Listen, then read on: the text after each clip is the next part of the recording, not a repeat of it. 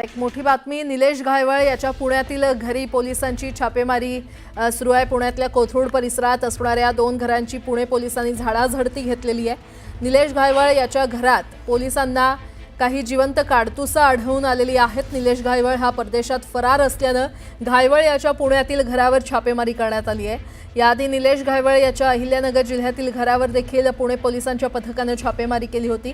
कुठलाही शस्त्र परवाना नसताना जिवंत काडतुसं आढळल्याने पुण्यातील कोथरूड पोलीस स्टेशनमध्ये निलेश घायवळ याच्या विरोधात गुन्हा दाखल करण्यात आलेला आहे। आणखी एक मोठी बातमी, येत्या 9 ऑक्टोबरपासून वीज कर्मचाऱ्यांनी 72 तासांसाठी राज्यव्यापी संपावर जाण्याचा निर्णय घेतलेला आहे। महावितरण, महापारेषण आणि महानिर्मिती या तिन्ही कंपन्यांमधील विविध कामांच्या खासगीकरणाविरोधात हा संपाचा इशारा देण्यात आलेला आहे।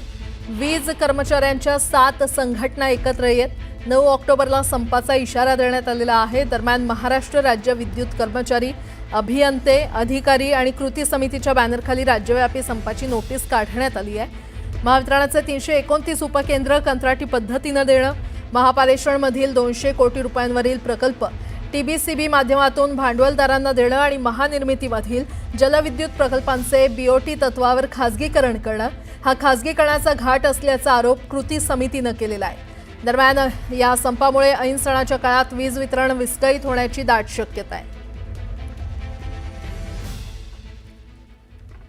पुन्हा एकदा बातम्या वेगवान